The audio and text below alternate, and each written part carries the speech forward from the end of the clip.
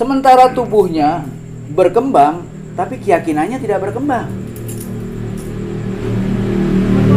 Dia akan terus yakin bahwa dirinya tidak akan bisa, karena dia sudah ribuan kali mencobanya, tidak mampu. Begitu pula keyakinan manusia, seperti ini. Apakah dia menyadari bahwa keyakinannya tidak berkembang? Bahwa keyakinannya menghambat pertumbuhannya, menghambat pengetahuannya?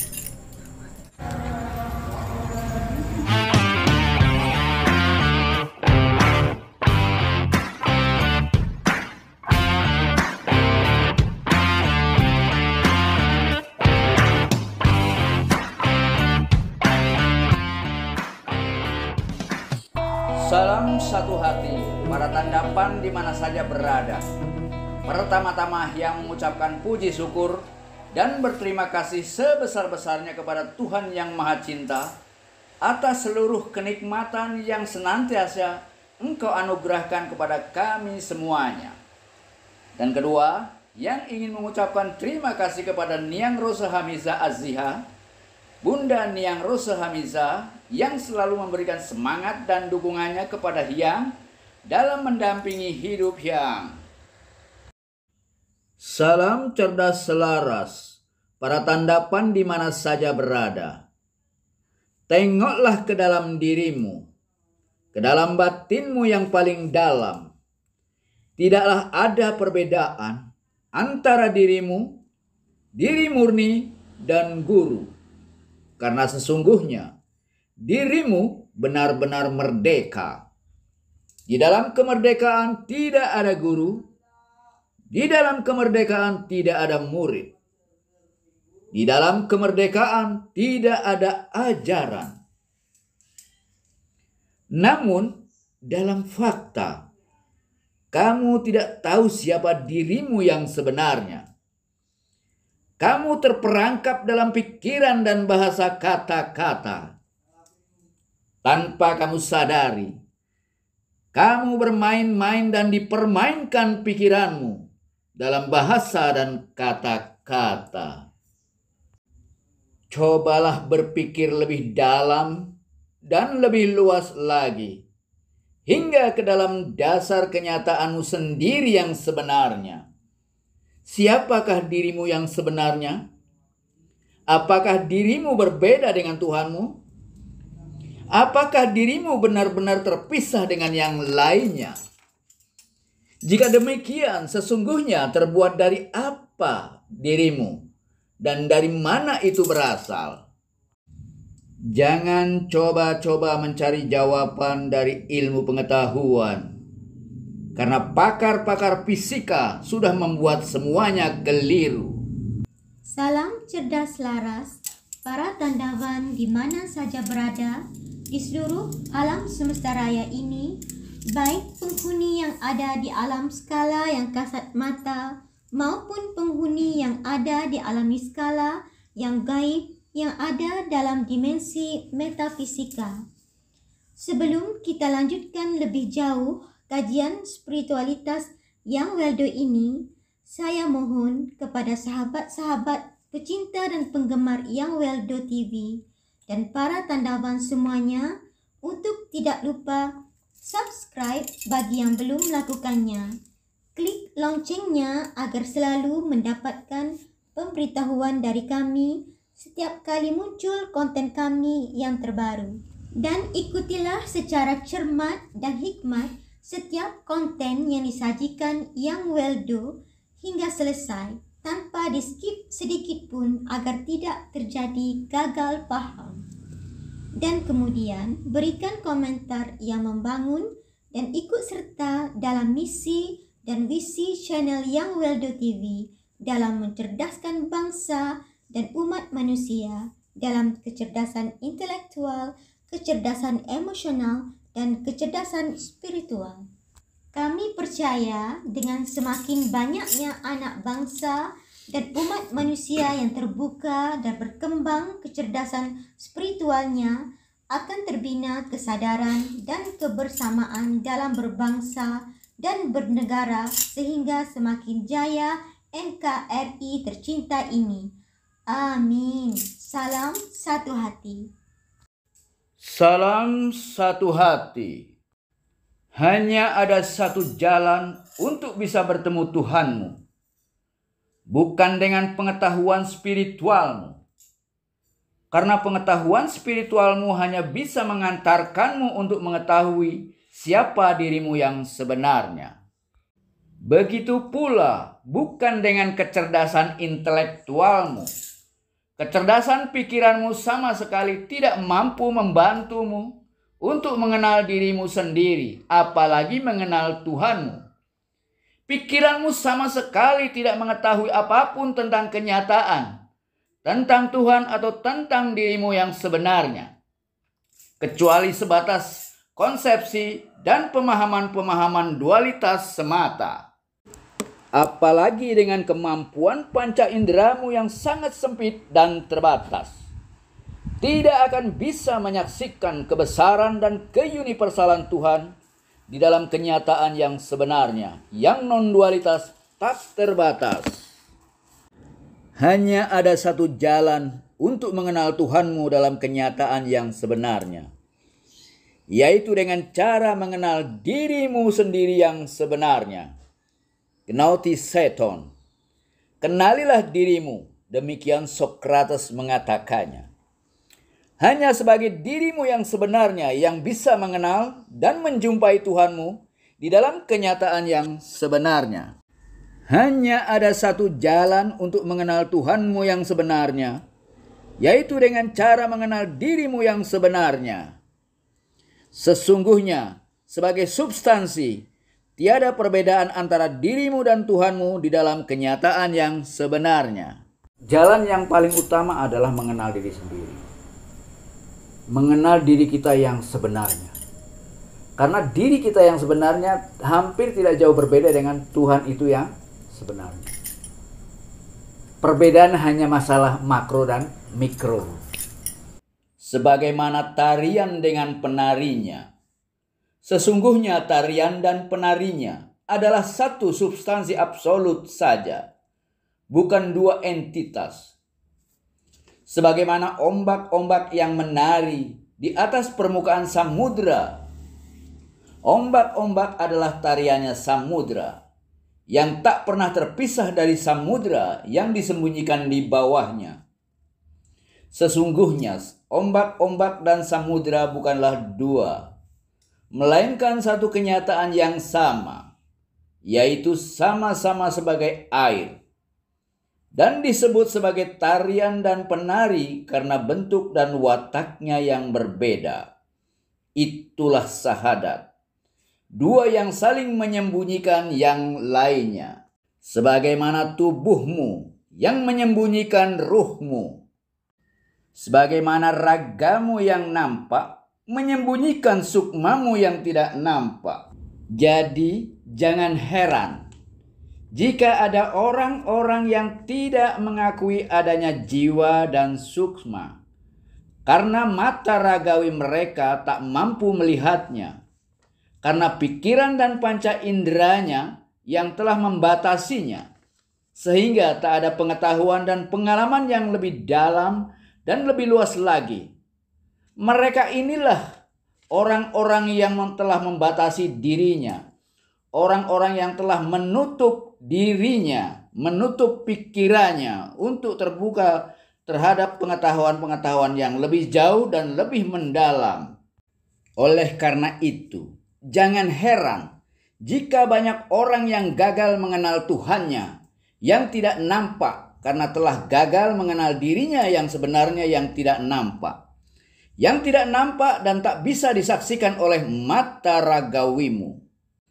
Oleh karena itu jangan terkejut jika banyak orang yang tidak mengakui adanya ruh atau substansi yang tidak nampak, karena hanya mampu melihat sebatas raga yang nampak. Dan orang-orang yang hanya mengandalkan mata ragawinya selamanya tidak akan mampu menyaksikan dan mengalaminya, kecuali yang sudah terbuka mata batinmu atau penglihatan darmendriamu. Sesungguhnya kamu semua dibekali oleh 10 indera, dasa indera atau dasendria, 5 indera fisika, atau karmendria dan 5 indera metafisika atau dharmendria. Disinilah perbedaan yang mendasar secara praktis metodologis antara penganut agama dan para pelaku spiritual. Disebut penganut agama karena seluruh pengetahuan dan kemampuannya masih dibatasi dan tergantung kepada panca indera fisika, karmendria, dan pikirannya semata. Sedangkan para pelaku spiritual yang sejati tidak butuh lagi pada pikiran dengan seluruh pengetahuannya dan tidak lagi menggunakan panca indera kecuali yang metafisika atau dharmendria, yaitu yang disebut dengan penglihatan batin. Semua para penganut agama, baik yang percaya kepada Tuhan atau yang tidak percaya, baik yang percaya kepada dewa-dewa atau yang tidak percaya kepada dewa-dewa, semuanya belum mengetahui apapun tentang Tuhan ataupun tentang dewa-dewa, kecuali sebatas konsep dan pemahaman dualitas semata yang hanya ada di dalam pikiran dan otaknya semata.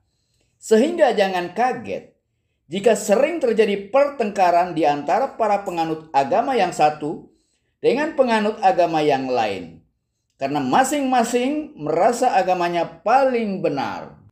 Begitu pula para penganut agama Timur Tengah maupun para penganut agama Jawa atau Kejawen. Baik para penganut agama Samawi maupun para penganut agama bumi. Baik para penganut agama akhlak maupun para penganut agama budi. Baik para penganut agama yang bukan agama maupun para penganut agama yang tidak percaya kepada Tuhan. Sesungguhnya semua penganut agama hanya percaya kepada keyakinan dan pemahaman subjektifnya sendiri yang bersumber dari pikirannya semata dan tidak bersumber dari kenyataan yang sebenarnya. Begitulah agama atau sistem keyakinan yang terbangun dalam kehidupan manusia di awal kehidupannya, yaitu di masa kanak-kanaknya. Itulah agama. Sistem keyakinan kanak-kanak yang masih terombang-ambing dalam nilai-nilai dualitas, benar atau salah, baik atau buruk, lurus atau sesat. Kita akan terombang-ambing dalam nilai-nilai dualitas yang tidak pernah ada dalam kenyataan. Dia hanya ada dalam pikiran semata. Maka dibutuhkan adanya jalan spiritualitas sebagai jalan kembali untuk mencapai kemurniannya. Nah, itulah perbedaannya antara agama dengan spiritualitas. Jika selama ini orang memahami agama dalam pengertian-pengertian yang hampir dipahami oleh semua orang, maka dalam perspektif spiritualitas yang disebut agama seperti apa yang Hyang uraikan tadi. Itu gambaran singkat tentang apa bedanya agama dengan spiritualitas. Nah, tentang bagaimana masuk ke wilayah spiritualitas adalah merupakan pengetahuan tersendiri dan metodologi tersendiri. Maka masuk ke wilayah spiritualitas, jelas jalan yang paling utama adalah mengenal diri sendiri. Mengenal diri kita yang sebenarnya. Karena diri kita yang sebenarnya hampir tidak jauh berbeda dengan Tuhan itu yang sebenarnya. Perbedaan hanya masalah makro dan mikro. Karena yang disebut Tuhan, dia tidak nampak. Dia bagaikan samudra yang disembunyikan oleh ombak-ombaknya. Yang disebut sebagai manusia itu ya ombak-ombaknya. Semua yang nampak ini merupakan ombaknya. Kita semua adalah ombak-ombaknya. Makanya dikatakan bahwa samudra itu nampak, tapi yang nampak bukan samudra. Apa bedanya samudra dengan ombak? Kan sama airnya, jenisnya sama kan? Hanya samudra itu tenang, seolah-olah menggambarkan kekekalan, keabadian. Samudra yang selalu bergejolak, seolah-olah menggambarkan perubahan. Tapi keduanya sama. Nah, kita ini adalah gejolaknya samudra. Maka dalam sahadatnya Hyang, kalau dalam sahadat agama kan mengakui adanya Tuhan dan para nabinya, para rasulnya, para awatarnya, para budanya. Dalam sahadatnya Hyang sederhana. Apa itu sahadat? Sahadat itu bahasa Arab, artinya kesaksian. Kesaksian maksudnya bersaksi. Ada yang menyaksikan dan ada yang disaksikan. Ada yang menyembah dan ada yang disembah. Bersaksi adanya Allah yang disembah dan adanya Muhammad yang manembah. Dalam kredo Kristiani, bersaksi adanya Allah sebagai Tuhan Bapa dan Yesus sebagai Tuhan Anak. Sedangkan dalam sahadat semesta, bersaksi tidak ada samudra tanpa ombak-ombak dan tidak ada ombak-ombak tanpa samudra. Dalam kredo Tandavan Ritya, tidak ada penari tanpa tarian dan tidak ada tarian tanpa penari. Begitulah cara kamu mengenal kenyataan melalui pikiranmu. Selalu ada dwi tunggal. Ada penari dan tarian. Ada samudra dan ombak-ombak. Secara hakiki mereka bukan dua, melainkan satu kenyataan, non-dualitas yang tak terpisahkan. Begitu pula tubuh dan ruh. Begitu pula dirimu dan diri Tuhan. Namun secara praktis, banyak di antaramu yang tidak menyadari bahwa dalam penampakan ini ada yang tidak nampak. Di dalam perubahan selalu menyembunyikan keabadian. Tarian tidak pernah menyadari bahwa dirinya tak terpisah dari penarinya. Sebagaimana ombak-ombak yang tidak mengetahui dan tidak menyadari bahwa di bawahnya tersembunyi samudra yang dalam tak terbatas. Kita harus mengakui bahwa tidak ada samudra tanpa ombak. Dan tidak ada ombak tanpa samudra. Ya. Tidak ada ombak tanpa samudra dan tidak ada samudra tanpa ombak. Ini sahadatnya Hyang. Sahadatnya Padepokan Tandavan Ritya. Tidak ada penari tanpa tarian. Dan tidak ada tarian tanpa penari. Bisa kita melihat tarian tanpa penari? Bisa kita melihat penari tanpa tarian? Kenapa ada dua sebutan? Ada penari, ada tarian. Padahal hakikatnya satu. Ini sahadat. Maka sahadat adalah merupakan bentuk dari dua yang menyatu. Ya. Kalau kita menyatakan bahwa Allah dan Muhammad itu bukan dua. Yesus sebagai anak Tuhan dan Allah sebagai Bapa Tuhan bukan dua, satu.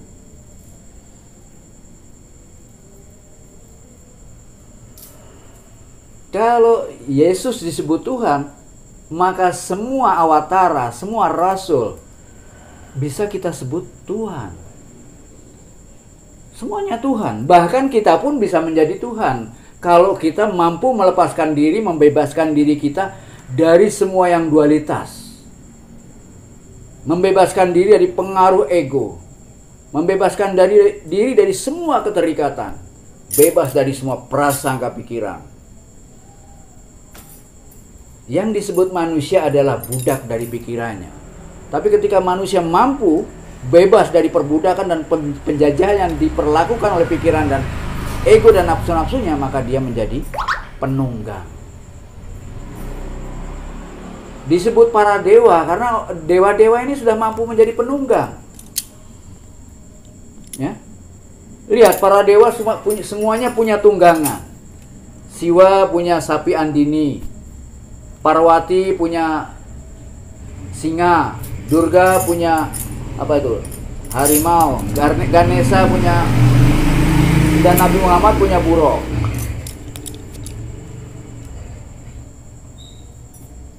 Mereka sudah punya tunggangan. Apa yang menjadi tunggangan mereka? Yaitu ego mereka. Ego adalah tunggangan kita. Jadi ego nggak bisa dilenyapkan.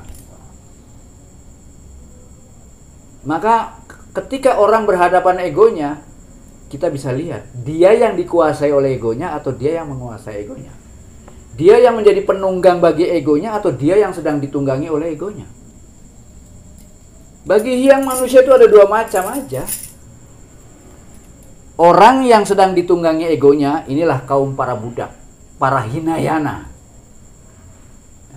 Semua yang masih ditunggangi oleh egonya, ini kaum budak. Ya. Sedangkan orang yang sudah mampu menunggangi egonya, inilah para Tuhan, para Tuan, para Mahayana, para Brahmana, para Muhammad, para Buddha. Maka spiritualitas, bahkan agama pun sudah memberitahukan bahwa dirimu yang sebenarnya bukan yang sekarang kamu kenali. Maka dianjurkan kenalilah dirimu yang sebenarnya. Bahkan dirimu adalah merupakan jalan untuk mengenal Tuhan yang sebenarnya. Maka bagi orang yang sudah mampu menjadi penunggang, dia bisa disebut dewa. Apa itu dewa? Dewa adalah cahaya. Karena kata-kata dewa itu berasal dari div, artinya cahaya. Lawannya cahaya apa? But. But itu kegelapan. Wong Jawa nyebutnya buto. Buta. Buta itu apa? Picek. Kan jelas ya, deep itu cahaya. Dewa berasal dari kata deep. Maka ketika kita menjadi dewa, kita menjadi cahaya. Bukan lagi menjadi buta. Nah, orang-orang yang belum tercerahkan, dia masih menjadi buta, yang berbahaya. Bukan hanya bagi orang lain, juga bagi dirinya sendiri.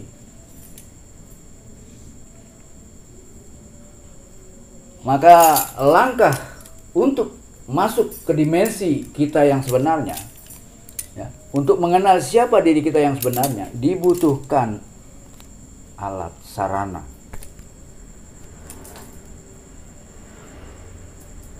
Ya, cara yang pertama ya tadi, mengenal diri kita yang sebenarnya. Ada 4 langkah untuk mengenal diri kita yang sebenarnya. Lewat 4 macam penghancuran. 4 macam penghancuran. Maka semua langkah yang ajarkan kepada orang-orang yang ingin belajar tentang spiritualitas hanya proses penghancuran. Kita nggak butuh lagi pengetahuan apa-apa yang hasil produk pikiran. Nggak butuh. Kenyataan ini sendiri sudah merupakan sumber pengetahuan yang tidak akan pernah habis.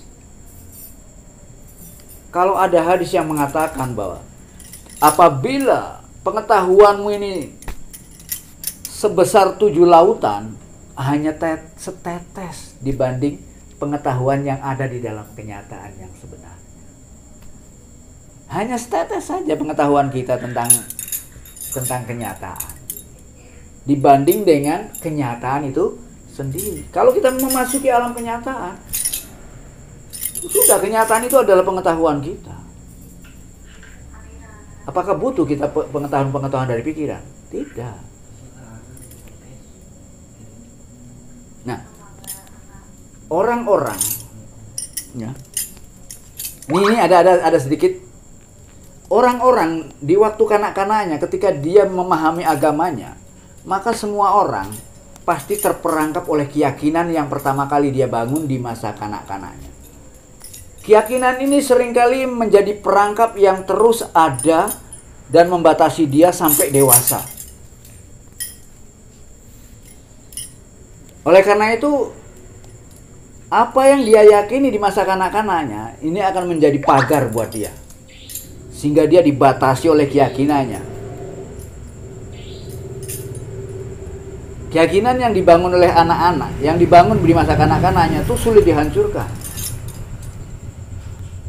Sehingga pada tingkat ini, keyakinan kita pertama ditentukan, biasanya keyakinan kita pertama muncul. Ada yang yakin Tuhan itu ada, dan ada yang yakin Tuhan itu tidak ada. Dari mulai masa kanak-kanak itu sudah muncul.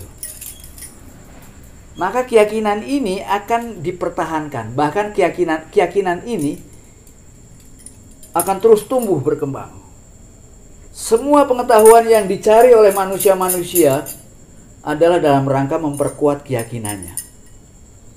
Jika dia yakin pada Tuhan itu ada, maka semua pengetahuannya dia gunakan untuk membuktikan bahwa Tuhan itu ada.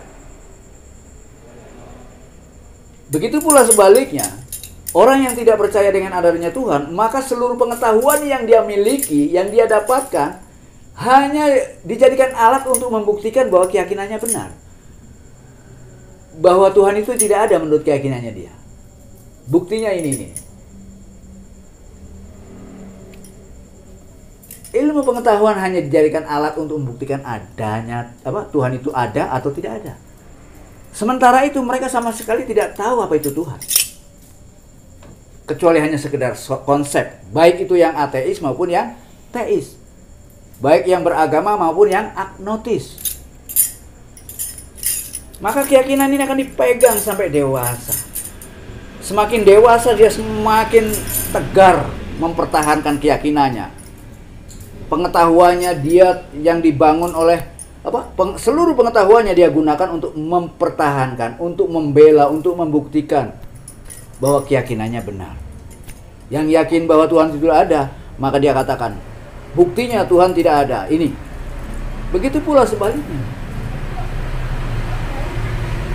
Nah, orang-orang semacam ini orang-orang yang gagal dalam memahami kenyataan yang sebenarnya. Ya. Nah, contoh begini. Orang-orang yang dibentuk ini ya, contoh bagaimana orang yang terperangkap oleh keyakinannya. Ya, orang yang terperangkap oleh keyakinan. Contoh gini. Yang menggunakan metafor sebagai anak gajah. Ya, mungkin metafor ini seringkali yang gunakan, tapi nggak apa-apa. Biar banyak orang yang paham. Anak gajah. Ketika dia masih kecil, kita ikat mungkin dengan tali yang tidak cukup kuat. Tapi dalam perhitungannya, tali ini cukup bisa membuat anak gajah ini tidak bisa melarikan diri dari ikatan. Kemudian tali ini kita ikatkan pada pohon yang mungkin tidak terlalu besar. Dan tentunya anak gajah ini sudah melakukan percobaan-percobaan untuk melarikan diri, melepaskan diri dari ikatan-ikatan itu. Tapi tentunya yang ikat sudah punya perhitungan. Sehingga bagaimanapun usaha yang dilakukan anak gajah untuk bebas tidak akan pernah bisa. Dan di sana akan tersimpan satu keyakinan, aku tidak bisa melepaskan diri dari ini. Ya. Tapi tanpa disadari anak gajah ini kan berkembang membesar. Mungkin lebih besar dari tali yang mengikatnya, dari pohon yang dijadikan alat untuk mengikatnya. Tapi sementara tubuhnya berkembang, tapi keyakinannya tidak berkembang. Dia akan terus yakin bahwa dirinya tidak akan bisa, karena dia sudah ribuan kali mencobanya, tidak mampu. Begitu pula keyakinan manusia seperti ini. Apakah dia menyadari bahwa keyakinannya tidak berkembang, bahwa keyakinannya menghambat pertumbuhannya, menghambat pengetahuannya? Kapan anak gajah ini yakin kalau dia bisa mematahkan pohon yang membuat dia terperangkap? Kapan? Jelas sulit. Tapi bukan berarti tidak ada jalan. Alam yang akan menentukan. Pada saat anak gajah ini terancam hidupnya oleh bahaya yang menurut pandangannya dia besar. Mungkin anak gajah ini mentalitasnya masih sama. Begitu dia melihat yang sangat berbahaya dalam kehidupannya, mungkin ada kebakaran hutan, dia akan dengan secara refleks mampu melepaskan. Mungkin lari ketakutan. Dan dia akan merasakan bebas. Oh, kok aku bisa putuskan? Kok betapa mudahnya bisa memutuskan?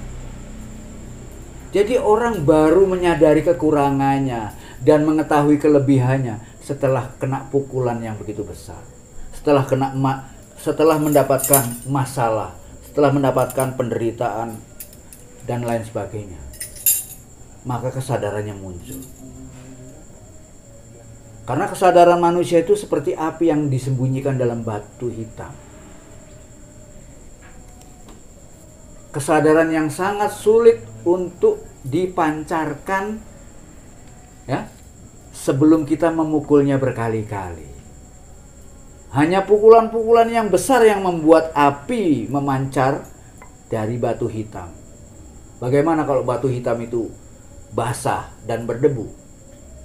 Tentunya prosesnya akan lebih lama. Ya, seluruh manusia ketika masih kanak-kanak nggak jauh beda dengan batu hitam itu sendiri.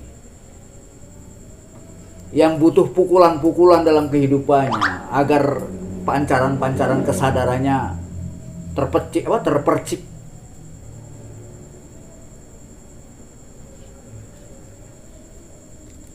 Maka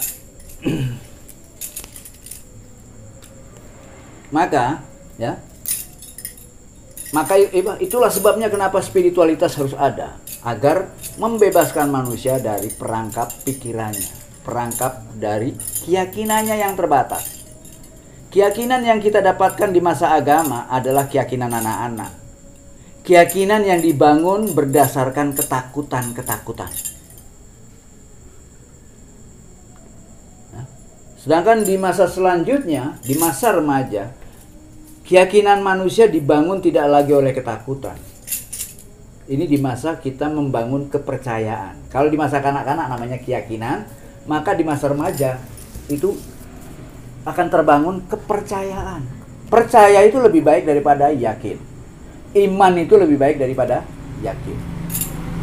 Di masa kepercayaan ini, keyakinannya terbangun oleh kebutuhan, bukan lagi oleh ketakutan. Sedangkan di masa dewasa, keyakinannya akan dibangun oleh kepastian. Adanya kepastian.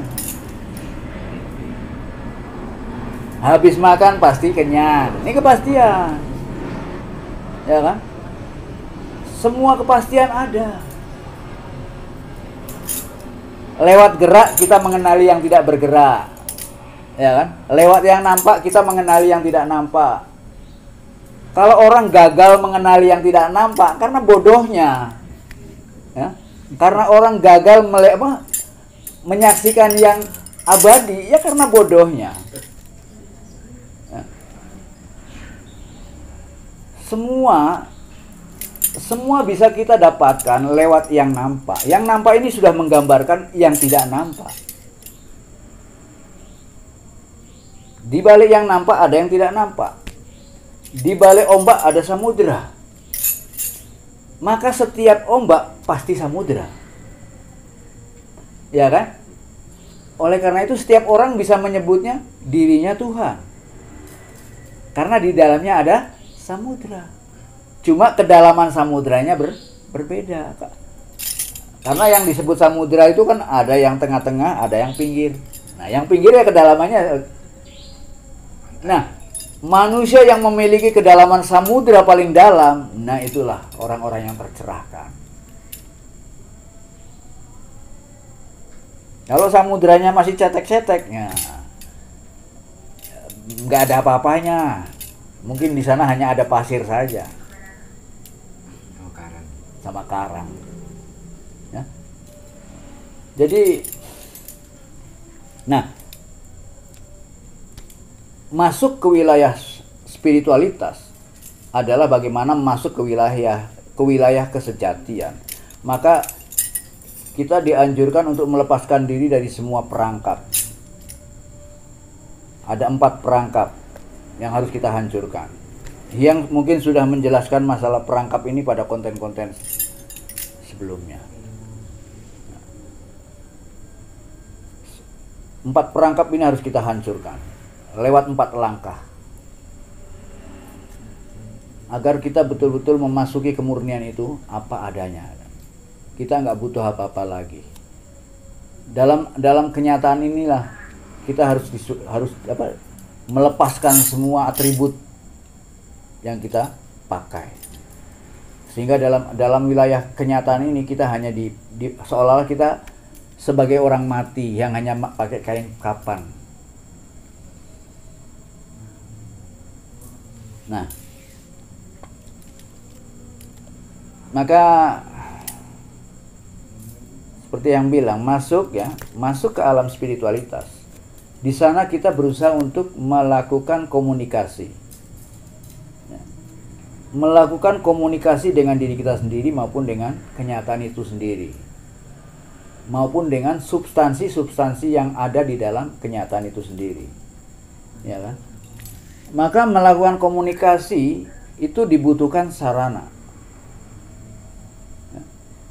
Berkomunikasi dengan diri kita sendiri di tingkat yang terdalam atau dengan Tuhan itu sendiri, maka komunikasi vertikal itu sebetulnya komunikasi terhadap diri kita sendiri maupun Tuhan, itu vertikal.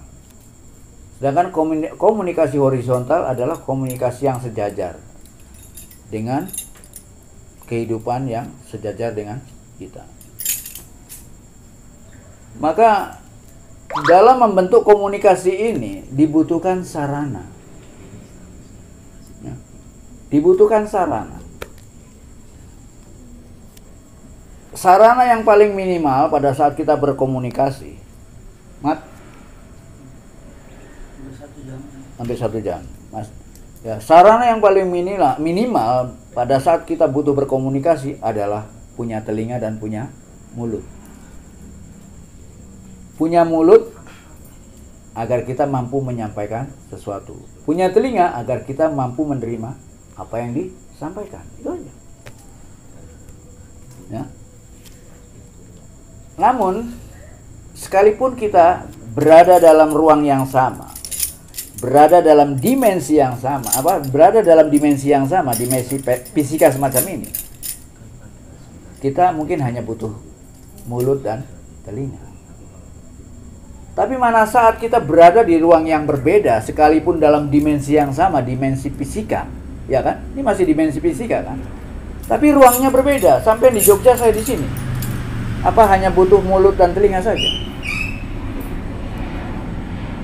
Hah? Apa kita berteriak-teriak akan terdengar di sana? Tidak.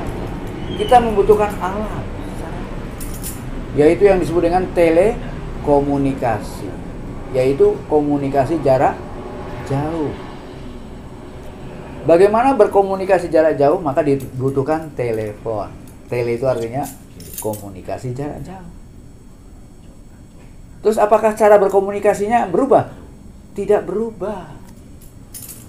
Ya kan? Kita tetap berbicara dengan mulut, tetap mendengar dengan. Nah, alat itu yang merubah. Ketika kita berbicara, maka kata-kata kita ketika masuk ke dalam sistem, dia berubah menjadi gelombang elektromagnetik. Ketika sampai tujuan, maka dia pun berubah menjadi suara kembali. Sehingga si penerima pun menerima secara normal. Ini sama dimensinya fisika, tapi dibutuhkan adanya sarana. Bagaimana kalau kita berkomunikasi dengan dalam dimensi yang berbeda, metafisika? Apa nggak butuh sarana? Butuh. Nah, kalau sampai dengan saya berkomunikasi secara fisika, apakah cukup hanya dengan telepon saja? Tidak, kita butuh satelit. Telepon sama canggihnya, kalau satelitnya lemah gimana? Waduh, sorry mas, gangguan sinyal. Nah, jadi ternyata satelit penting sekali. HP, handphone bisa sampean beli, tapi satelit nggak bisa. Ya, maka satelit ada pengendalinya, ada pengelolanya, ada pemegang utamanya. Kalau sampean ingin menggunakan jasa komunikasi di tingkat ini, ya sampean harus mendaftarkan diri ke pemegang satelit. Itu yang disebut dengan registrasi. Ya. Kalau dalam pengertian Torekot, itu yang disebut dengan baiat. Inisiasi. Ya. Artinya kita mendaftarkan diri kita sehingga kita bisa dihubungi dan menghubungi. Nah, pada saat kita menghubungi dan dihubungi, tinggal tergantung dimensi mana yang kita mau mainkan. Ke dimensi Tuhan atau dimensi di bawah Tuhan, atau dimensi fisika. Nah, disitulah kita membutuhkan perangkat, bukan sekedar telepon. Kita membutuhkan yang namanya metasatelit, ya, yang bisa menjadi penghubung. Fungsi metasatelit hanya sebagai penghubung. Ketika sampean nelpon, bukan nelpon yang punya satelit, bukan. Tapi nelpon dia hanya sebagai jalan. Ya kan, bukan nelpon yang punya satelit kan.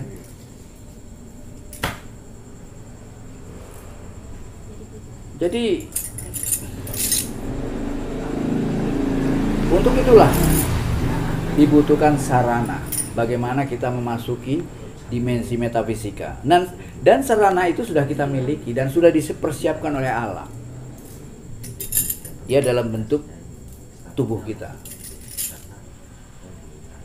Dalam tubuh kita ini semua yang kita butuhkan dalam berkomunikasi sudah dipersiapkan. Apa fungsinya pikiran? Pikiran bisa jadi anten. Tubuh kita bisa menjadi ponsel. Hati kita bisa menjadi screen saver. Semua yang diterima oleh pikiran bisa kita baca lewat hati. Hati ini layar. Dia layar, ya. Maka hati kita ini hampir nggak jauh beda dengan danau. Ya. Nggak jauh beda dengan danau. Kalau danau itu tenang, jernih, dan dalam, langit yang di atas nampak enggak? Nampak. Begitu pula hati kita kalau tenang, jernih, dan dalam. Dia akan menjadi refleksi. Dia akan menjadi layar yang bisa memperlihatkan informasi-informasi yang datang, yang tertangkap oleh anten kita, oleh pikiran bawah sadar, oleh pikiran kita. Pikiran kita anten. Tinggal tergantung anten kita ini kemerungsung apa tidak. Kemerungsung. Pas enggak? Loh iya, kalau kita menghidupkan radio antenanya, nah, itu kan kemerungsung ya. Kan berarti nggak pas dia kan, harus kita paskan. Pikiran kita juga gitu. Kalau nggak pas ya kemerungsung. Maka di sana dibutuhkan yang namanya apa? Ya, satelit, ya, daftarkan ke satelit, ke metasatelit. Sehingga kita pun berkomunikasi dengan Tuhan, kita bisa melalui dengan cara seperti ini. Ke dimensi yang maha metafisika. Kita membutuhkan sarana dan metasatelit. Untuk itu, untuk masuk ke wilayah metasatelit dibutuhkan password. Nah, kalau sampean mau main HP di sini, tanya sama Hyang. Hyang, punya WiFi? Punya. Apa passwordnya? Nah, gitu kan. Biar connect. Biar connect. Begitu pula kalau kita ingin bermain di wilayah metafisika, butuh password. Passwordnya ada 2. Password yang bisa mengkomunikasikan dialog temporal kita. Tahu dialog temporal ya? Dialog yang berbentuk bahasa, kata-kata. Juga ada dialog visual. Sehingga kita bisa melihat televisi. Ada suaranya, ada gambarnya. Tapi biasanya tahap pertama biasanya radio yang kita dapatkan. Oh, suara ton, itu tingkat pertama, baru menangkap suaranya. Tingkat kedua bisa melihat gambarnya. Kalau tingkat pertama, ya kalau di tingkat kedua kita sudah mampu main telepon, tapi hanya suaranya saja. Itu tingkat kedua, tingkat record ya, tingkat remaja. Kalau orang sudah masuk di tingkat remaja, komunikasi kita dengan Tuhan sudah lewat telepon. Hanya suaranya yang kita dengar. Kalau masa kanak-kanak, kita belum bisa telepon. Yang kita lakukan baru surat menyurat. Nah, surat menyurat itu komunikasi yang paling jelek. Kita berdoa, kirim surat, ya. Kita nggak tahu sampai apa tidak doa kita. Diterima atau tidak kita nggak tahu. Kapan jawabannya, kapan balasannya nggak tahu. Maka di tingkat pertama itu komunikasi yang paling jelek. Itu komunikasi antara hamba dengan Tuhan. Paling jelek. Nah, komunikasi di tingkat kedua sudah pakai telepon. Sudah pasti itu.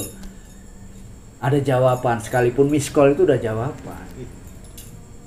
Nah, komunikasi di tingkat 3 sudah ada video call, ada video. Nah, di tingkat 4 udah nggak butuh alat lagi, face to face. Ini yang disebut mengalami hakul yakin. Face to face. Nggak butuh alat-alat semuanya. Nggak butuh surat, nggak butuh HP, nggak butuh video call. Face to face. Nah, inilah kita berhadapan dengan yang kita hadapi. Bukan berhayal. Di tingkat ini harus kita capai. Ini yang disebut dengan tingkat hakul yakin. Ini yang disebut dengan tingkat Adwaita kalau dalam Hindu. Kalau dalam Buddha, ini yang disebut dengan tingkat arupa datu. Kalau tingkat anak-anak tuh masih kama datu. Kalau di tingkat selanjutnya masih rupa datu. Masih rupa, masih bentuk-bentuk. Masih luar, masih eksternal. Tapi untuk masuk ke wilayah internal, itu arupa datu. Adwaita, hakul yakin. Atau makrifat itu ya? Iya. Itulah makrifat. Cuma karena sementara ini makrifat itu definisinya nggak jelas, maka dia tidak menggunakannya. Sebetulnya makrifat jelas, cuma yang nggak bikin jelas kan para penganutnya. Ini cocok hidungnya digeret-geret pun iya juga. Hah? Lah iya. Makrifat itu jelas ya. Yang bikin tidak jelas adalah pemahaman para penganutnya yang kacau balau. Tapi mereka yang masih kacau balau merasa pintar sendiri. Seperti jadi hakim yang bisa menentukan baik buruknya orang lain. Ini kurang ajar ya. Kapling-kapling pula surga. Ya? Surga udah dikapling-kapling pula. Maka dalam komunikasi kita di tingkat ini dibutuhkan password. Nah, ini password ini penting. Oke. Ya, karena bagaimanapun juga dibutuhkan password. Ingat ya, Tuhan di tiap tingkatan itu dikenal dengan cara yang berbeda. Sebutan Tuhan hanya dikenali di tingkat anak-anak, di tingkat agama. Dan setiap agama punya nama yang berbeda tentang Tuhannya. Ya. Tapi yang mereka kenal baru nama dan sebutan, belum mengenal substansinya. Belum mengenal kenyataan Tuhan yang sebenarnya di balik nama-namanya. Ya. Maka Tuhan yang dikenal di tingkat Torekot sudah berbeda, sebutannya sudah berbeda. Begitu pula Tuhan yang dikenali di wilayah hakikat atau di wilayah dewasa, di jenjang kedewasaan, itu sudah berbeda. Sedangkan di wilayah ma'rifat atau di wilayah spiritualitas, nama Tuhan, sebutan Tuhan sudah tidak ada lagi. Bahkan nama-namanya pun juga lenyap. Dia punya sebutan khusus yang sangat personal dan dekat. Sangat personal dan dekat. Oleh karena itu berbicara tentang komunikasi, berbicara tentang kualitas kedekatan kita dengan Tuhan. Seberapa dekatnya kita dengan Tuhan. Harusnya semakin dekat, semakin mudah kita untuk mewujudkan apa yang kita inginkan. Selama ini banyak orang yang merasa dirinya adalah Tuhan, tapi tidak mampu membuktikan apa-apa, tidak mampu menunjukkan kekuatan apa-apa. Pengakuan yang semacam itu kan baru pada tingkat wacana saja, belum mengalami Tuhan itu sendiri. Baru tahu kalau aku adalah Tuhan. Pernyataan aja. Ya, baru pengetahuan, belum pengalaman.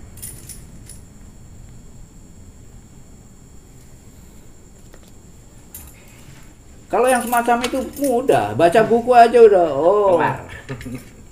tidak ada Tuhan kecuali aku. Gitu kan? Gampang ngomong gitu. Anakku aja bisa tak ajar itu yang masih bayi. Aku punya beo juga bisa diajari. Tidak ada Tuhan kecuali aku.